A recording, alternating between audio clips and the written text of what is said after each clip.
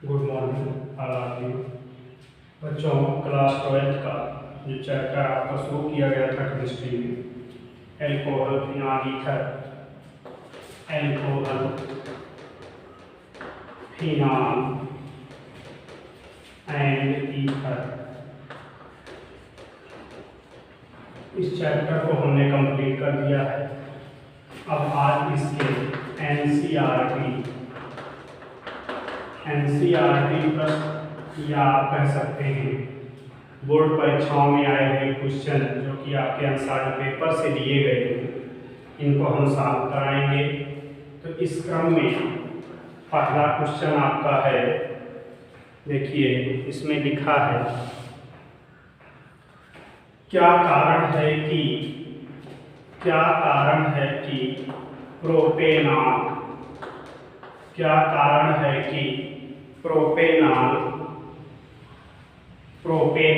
का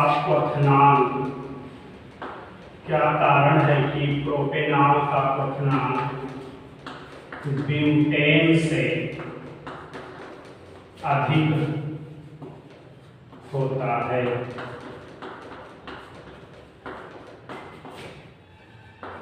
ये आपका पहला क्वेश्चन है।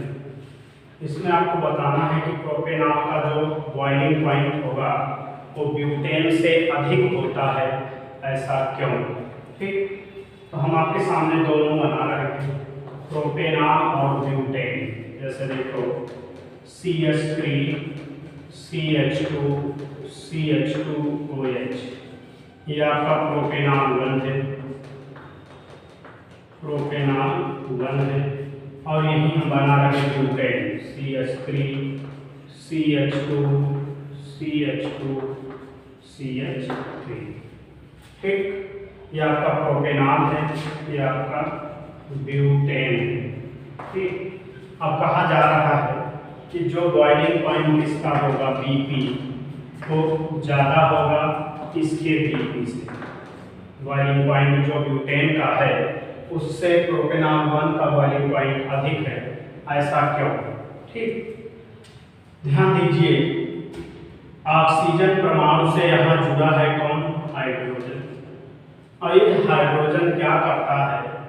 अंतर अणुक हाइड्रोजन बंध का निर्माण कर लेता है।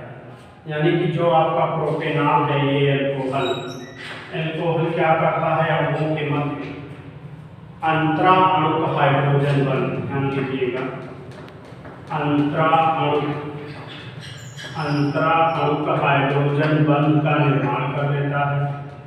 जबकि जो एल्केन होता है आपका, चाहे ब्यूटेन हो, पेंटेन हो, हेक्सेन हो, इनके अणुओं के मध्य क्या पाया जाता है? दुर्बल वांडर वाल्स फोर्स, ये पाया जाता है। तो इसका रीजन ये आप लिखेंगे कि प्रोपेनॉल यानी कि अल्कोहल में अणुओं के मध्य अंतरा अणुक हाइड्रोजन बंध की उपस्थिति के कारण इनका बॉइलिंग पॉइंट बढ़ जाता है। जबकि एल्केनों में जैसे कि ब्यूटेन में दुर्बल वांडर वाल्स बल पाए जाते हैं, जो कि थोड़ा सा भी टेम्परेचर देने पर आसानी से टूट जाएंगे। सो इनका बॉइलिंग पॉइंट क्या होता है? कम हो जाता है। लिखेंगे कि प्रोपेनॉल में अणुओं के मध्य अंतरा अणुक हाइड्रोजन बंध की उपस्थिति के कारण इनका बॉइलिंग पॉइंट उच्च होता है, जबकि एल्केनों में दुर्बल वांडर वाल्स बल के कारण इनका बॉइलिंग पॉइंट कम होता है। ठीक, सवाल नंबर 2 देखो, कह रहा है कि अणुसूत्र C7H8O। क्वेश्चन नंबर 2 आपका, इसका स्क्रीनशॉट ले लीजिएगा। क्वेश्चन नंबर 2 कह रहा है कि अणुसूत्र C7H8O के संभावित मोनोहाइड्रिड फिनॉल का स्ट्रक्चर लीजिए और इनके IUPAC नाम लिखिए। अणुसूत्र C7H8O के संरचना तथा IUPAC नाम लिखिए। ठीक, एक चीज यहाँ लिख दिया है मोनोहाइड्रिड फिनॉल, तो देखो इसके क्या क्या संभव है। ये OH है, एक CH3 हम यहाँ लगा दें। दूसरा देखो OH है, CH3 को हम यहाँ लगा दिए। तीसरा देखो OH है और CH3 को हम यहाँ लगा दिए। ये 3 है। C7H8O आना चाहिए, ध्यान दो। 6 कार्बन की रिंग में कार्बन है और एक बाहर हो गया 7 कार्बन, और 6 हाइड्रोजन होने चाहिए जिसमें से 2 हटा के लगे, तो यहाँ बचे 4, एक 5 और ये 3, 8, एक ऑक्सीजन, यानी कि C7H8O के तीनों बन रहे हैं। तो ये तीनों एक OH ग्रुप है कि क्या बनेंगे, मोनोहाइड्रिक श्रेणी है। अब इसमें देखो पहला इनके IUPAC नाम लिखो, तो क्या लिखते हैं इसको, आर्थो पर है, मेटा पर है, पैरा पर है। क्या लिखेंगे, ortho methyl phenol, para methyl phenol और मेटा मेथिल फिनाल और पैरा मेथिल फिनाल, या इसी को हम बोलते हैं ortho cresol, meta cresol and para cresol. ठीक, स्क्रीनशॉट ले लीजिए। क्वेश्चन नंबर 2 है ये। क्वेश्चन नंबर 3 देखो, कह रहा है कि ortho nitrophenol. Question number 3 screenshot ले लीजिए। क्वेश्चन नंबर 3 कह रहा है ortho nitrophenol, ortho nitrophenol ortho methoxyphenol की तुलना में, आर्थो मेथॉक्सीफिनाल की तुलना में अधिक अम्लीय है क्यों, अधिक अम्लीय है क्यों। ये क्वेश्चन है आपका, अधिक अम्लीय है क्यों। कह रहा आर्थो नाइट्रोफिनाल और आर्थो मेथॉक्सीफिनाल में, आर्थो नाइट्रोफिनाल की एसिडिटी आर्थो मेथॉक्सीफिनाल से अधिक है, ऐसा क्यों। स्ट्रक्चर जरा कर लेते हैं, ध्यान देना मेरी बात को। कह रहा है कि फिनाल OH है, आर्थो वाले पे NO2 ग्रुप लगा है, देखो नाइट्रो लग गया, ये हो गया आर्थो नाइट्रोफिनाल। कह रहा आर्थो मेथॉक्सी, ये आपका फिनाल है, OCH3 ग्रुप लग जाए, इसी का नाम है आर्थो मेथॉक्सीफिनाल। ठीक, अब कह रहा जो ये है ये मोर एसिडिक है, मोर एसिडिक देन इसके। आर्थो नाइट्रोफिनाल की अम्लता आर्थो मेथॉक्सीफिनाल से ज्यादा है, ऐसा क्यों। तो ध्यान दो, यहाँ पर होता क्या है आपको हम बताएं। तो जो आपका NO2 ग्रुप है, NO2 ग्रुप क्या है, इलेक्ट्रॉन ग्राही है, और यहाँ पर जो OCH3 ग्रुप लगा है ये क्या है, ये इलेक्ट्रॉन दाता है।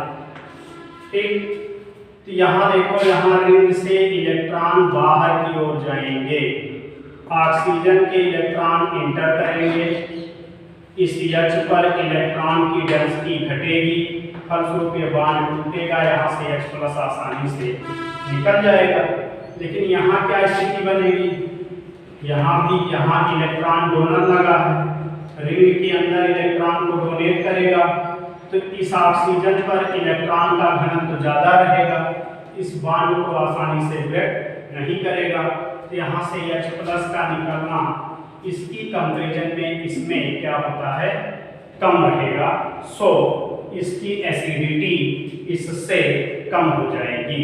आप क्या लिखेंगे कि आर्थो नाइट्रोफिनाल में NO2 समूह इलेक्ट्रॉन ग्राही होने के कारण इलेक्ट्रॉन को आसानी से एक्सेप्ट कर लेता है, जिससे यहाँ से H+ का निकलना आसान हो जाता है, जबकि ऑर्थोमेथॉक्सीफिनाल में OCH3 ग्रुप यानी कि क्या बोलेंगे ये ऑक्सीमेथिल ग्रुप की उपस्थिति के कारण रिंग में इलेक्ट्रॉन की कमी को पूरा कर दिया जाता है, जिससे हाइड्रोजन का H+ के रूप में निकलना आसान नहीं होता।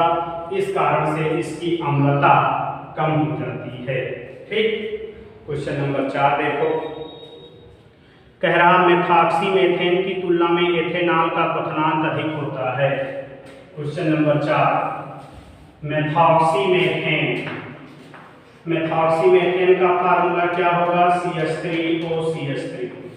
मेथॉक्सीमेथेन की तुलना में एथेनॉल का क्वथनांक अधिक होता है, क्यों? C2H5OH है।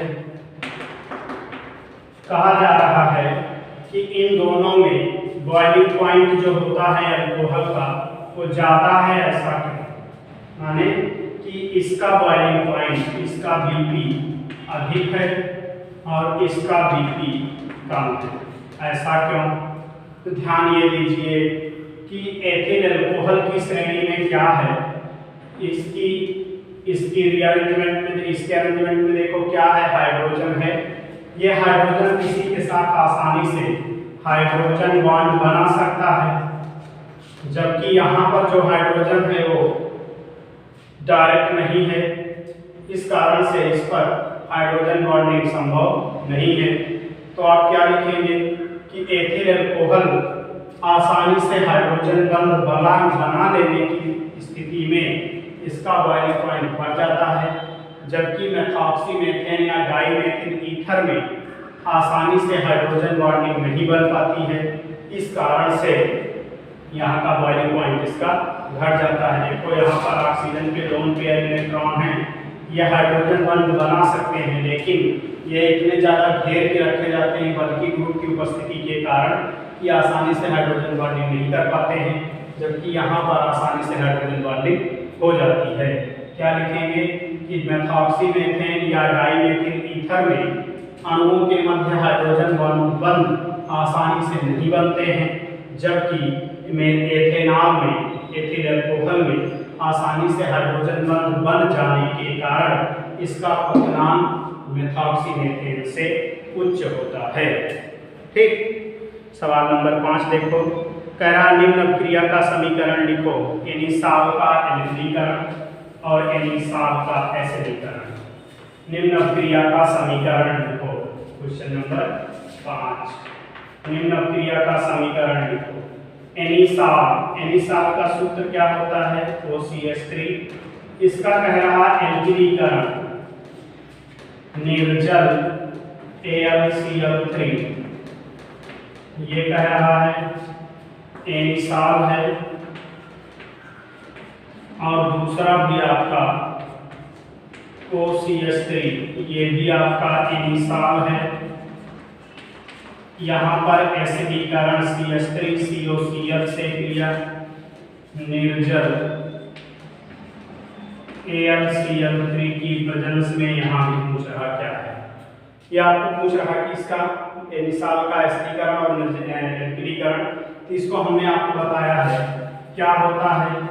एरोमेटिक ईथर है, ये फ्रीडम प्राप्त क्रियाएं हैं, यहाँ पर जुड़ जाता है, यहाँ से क्या निकल जाएगा Cl, और इसको जब यहाँ जोड़ेंगे तो यहाँ क्या हो जाता है OCH3 और यहाँ पर COCH3 प्लस HCl। इसका नाम, उसका नाम क्या होगा? ऑर्थोमेथिल एनिसॉल, और इसको क्या बोलेंगे?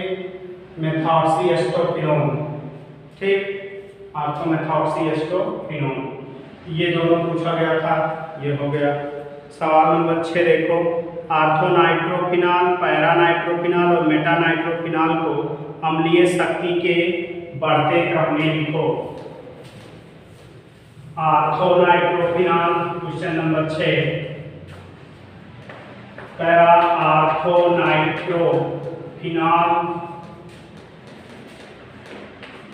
पैरानाइट्रोफिनॉल और है मेटानाइट्रोफिनॉल को अम्लीयता के बढ़ते क्रम में लिखो। ठीक, एसिडिटी के इंक्रीजिंग ऑर्डर में। तो देखो इसमें क्या होता है, आर्थो पे, मेटा पे और पैरा पे लगा है। ये देखो, ये आपका फिनाल है, इसके आर्थो पे NO2 लगा है। ये आपका फिनाल है, इसके मेटा पर NO2 लगा है। और ये आपका फिनाल है, इसके पैरा पर NO2 लगा है। कहा ये रहा है आपसे कि इनको एसिडिटी के बढ़ते क्रम में लिखो। तो देखो, आर्थोनाइट्रोफिनॉल, पैरानाइट्रोफिनॉल और मेटानाइट्रोफिनॉल, तो इन तीनों में क्या होता है, जो पैरा वाली कंडीशन होती है ये ज़्यादा प्रीफर करती है। पहले एसिडिटी पैरा की ज़्यादा होती है कंपेरिजन टू आर्थो के। तो सबसे पहले पे क्या आ जाएगा, पैरा, दूसरे पे आ जाएगा आर्थो और तीसरे पे आएगा मेटा।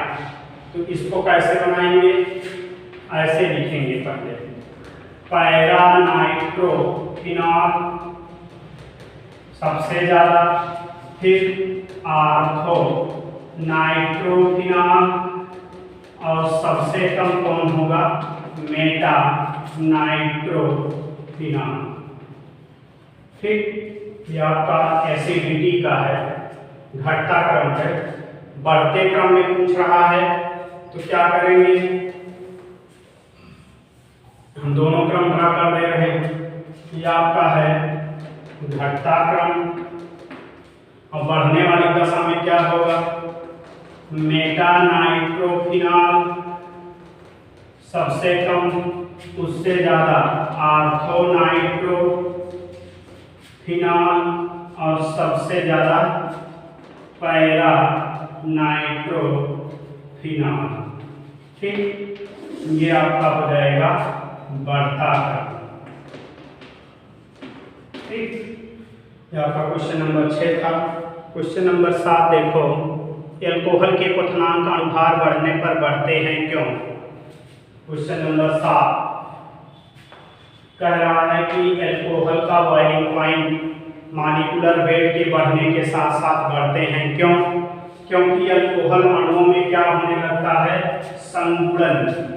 एल्कोहल अणुओं के मध्य संगुणन, हाइड्रोजन बंध बनने के कारण संगुणन होने लगता है, जिसके फलस्वरूप इनका बॉइलिंग पॉइंट बढ़ जाता है। ध्यान दीजिए, क्वेश्चन में था कि एल्कोहल का क्वथनांक अणुभार बढ़ने पर बढ़ता है।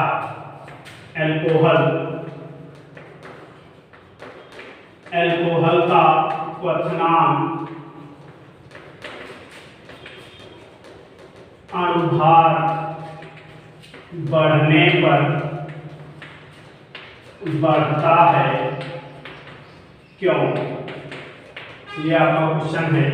इसके आंसर में क्या डालेंगे, लिखेंगे एल्कोहल अणुओं के मध्य संगुणन, एल्कोहल अणुओं के मध्य संगुणन यानी कि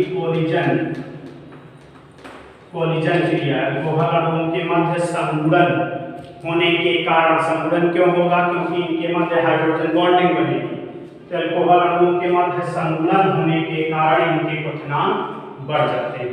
ठीक, इसके बाद क्वेश्चन नंबर 8 है, एथिल एल्कोहल और डाइमेथिल ईथर के अणुभार समान है, परंतु एल्कोहल द्रव है जबकि डाइमेथिल ईथर गैस है, क्यों। क्वेश्चन कह रहा है एथिल एल्कोहल तथा, इसे लिख दे रहे हैं, कह रहा कि एथिल एल्कोहल तथा डाइमेथिल ईथर या मेथॉक्सीमेथेन के अणुभार समान हैं, परंतु एल्कोहल कमरे के ताप पर द्रव है जबकि CH3OCH3 गैस है, क्यों? ये क्वेश्चन है। इनके मॉलिक्यूलर वेट इक्वल है, लेकिन इनमें अंतर क्या है कि एट रूम टेम्परेचर जो एल्कोहल है वो लिक्विड है, जबकि जो ईथर है वो आपका गैस है। ऐसा क्यों? तो देखो, इसमें भी क्या है, C2H5OH और CH3OCH3। कह रहा है इनके अनुभाग समान है, 2 carbon 6 hydrogen 1 oxygen, 2 carbon 6 hydrogen 1 oxygen, दोनों में बराबर है। इनके अनुभाग इक्वल है, अनुभाग समान है, फिर भी यह क्या है, द्रव है, और यह क्या है, गैस है। ऐसा क्यों? ये रीजन आपसे पूछ रहा है। ऐसा इसलिए है कि जो एथिल अल्कोहल है आपका, ये हाइड्रोजन बॉन्डिंग कर लेता है। हाइड्रोजन बंध के कारण द्रव है। ध्यान दीजिए, ये हाइड्रोजन बंध बना लेता है, इसलिए लिक्विड स्टेट में है। और ये क्या होता है, हाइड्रोजन बंध अनुपस्थित, इसमें हाइड्रोजन बंध अनुपस्थित रहता है, यानी कि आपका जो डाइमेथिल ईथर है ये हाइड्रोजन बॉन्डिंग नहीं कर पाता है, जिस कारण से ये गैस अवस्था में रह जाता है।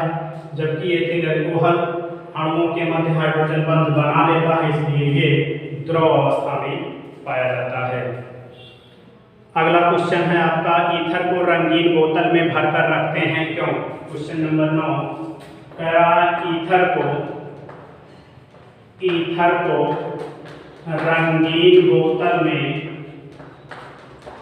को रंगीन बोतल में भरकर रखते हैं, क्यों? ये आपका क्वेश्चन नंबर 9। ईथर को रंगीन बोतल में भरकर रखते हैं, क्यों? तो ध्यान दीजिएगा कि जो आपका ईथर होता है, हमने हाइड्रोपरऑक्साइड का निर्माण रासायनिक क्रिया में बताया है, केमिकल प्रॉपर्टी में ईथर के। तो उसमें मैंने ये कहा था कि वायु और सूर्य के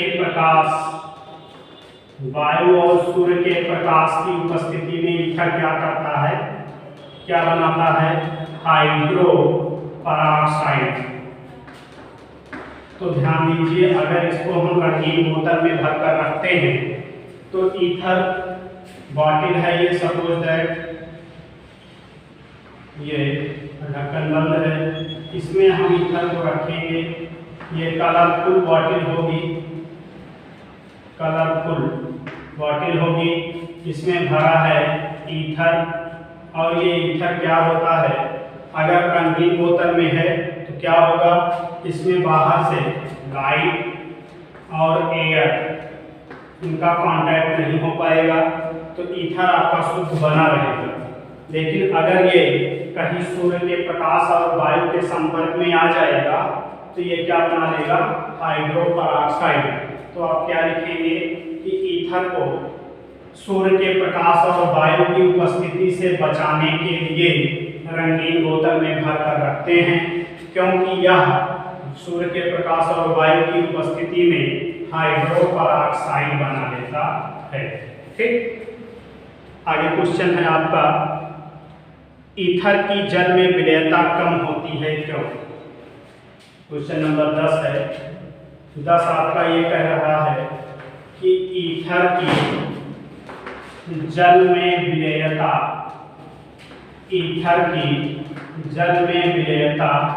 कम होती है, क्यों? ईथर की जल में विलेयता कम होती है, क्यों? यह आपका क्वेश्चन नंबर 10 है कि ईथर वाटर में सालून कम है, ऐसा क्यों?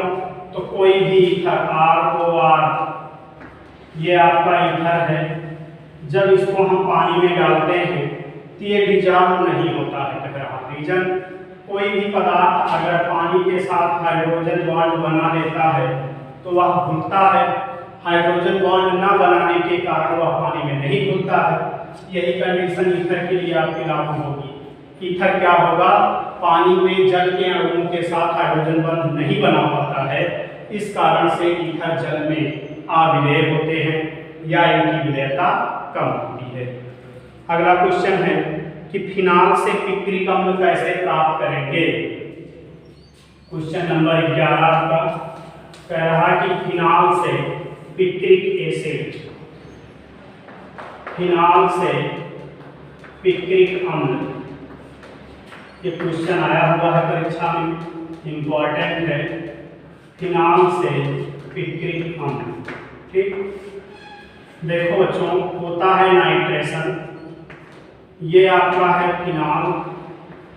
जब इसकी क्रिया हम 3 मॉलिक्यूल ले लीजिए HNO3 का, और यह HNO3 रहेगा कंसंट्रेट, और ये प्रेजेंस में होगा कंसंट्रेट H2SO4 के, तो इसमें होता क्या है कि इसकी इस रिंग के 3 पोजीशन पे NO2 ग्रुप लग जाते हैं। जैसे ये है OH, NO2, NO2, NO2, यानी कि OH ग्रुप कौन सा होता है, आर्थो पैरा डायरेक्टिंग ग्रुप है, इसलिए इसके आर्थो और पैरा कार्बन पे यहाँ से 3 मॉलिक्यूल वाटर का निकालते हैं एक साथ। यहाँ पर आर्थो और पैरा वाले कार्बन पे NO2 ग्रुप लग जाते हैं। तो यहाँ देखो कार्बन नंबर 1, 2, 3, 4, 5, 6, यानी कि 2, 4, 6 ट्राइनाइट्रो, 2, 4, 6 ट्राइनाइट्रो फिनाल, इसी का नाम है पिक्रिक एसिड, पिक्रिक एसिड। ये डायरेक्ट मैंने इसकी प्रिपरेशन कर दी है। Concentrate nitric acid and concentrate sulphuric acid के साथ रिएक्शन रहेगा।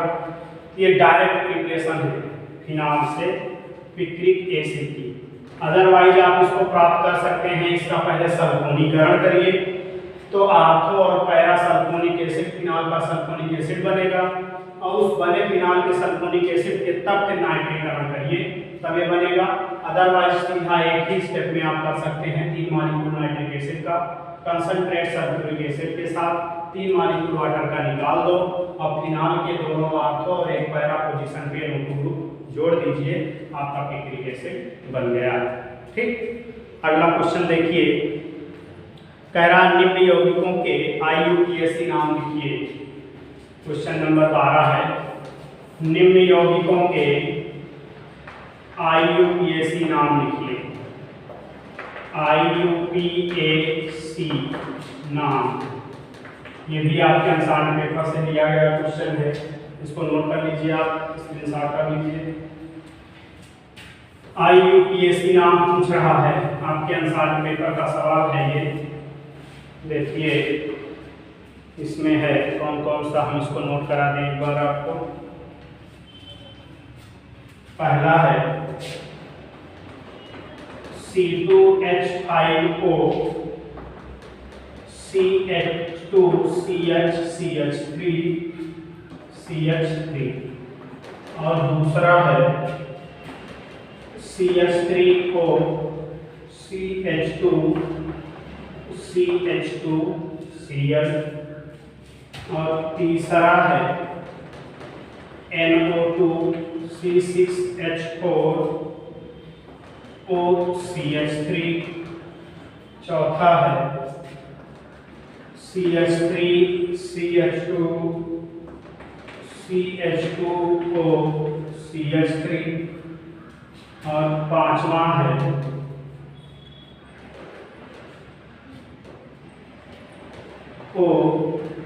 C2H5, और एक और है उस छात्रा में हम ऊपर लिख दे रहे हैं,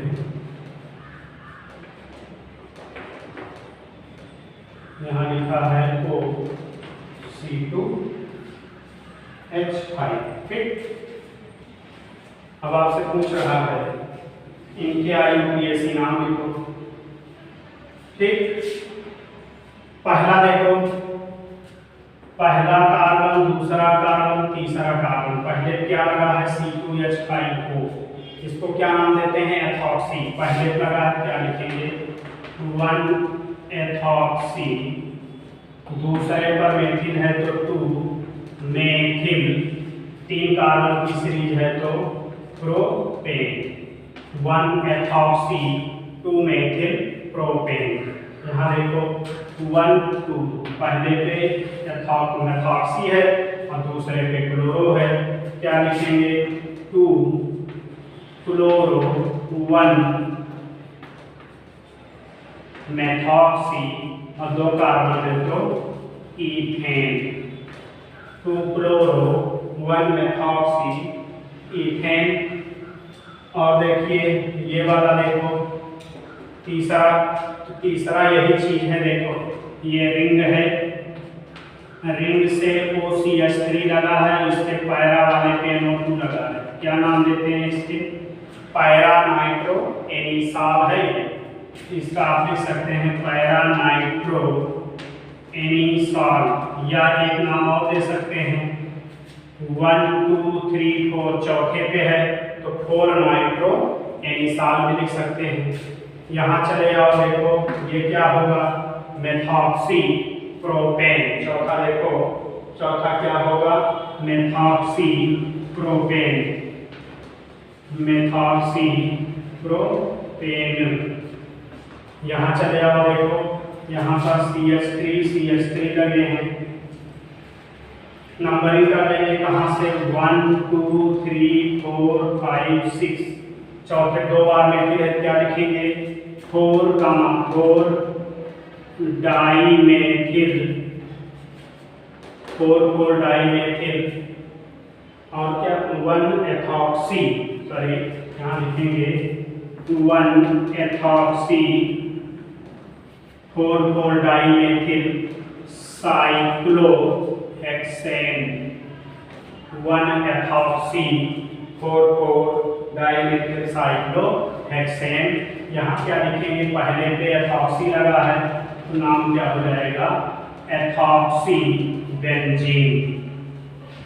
ठीक, तो आपके कुछ आंसर पेपर के सवाल थे जो कि आपकी बोर्ड परीक्षा में आए हुए हैं, तो इतना आप लोग सॉल्व करिए, और भी क्वेश्चन सॉल्व करिए, कहीं दिक्कत होती है आप हमको सूचित करिए, इतना आज आप लोग सॉल्व करिए, नेक्स्ट वीडियो में इसके आगे आपको बताया जाएगा।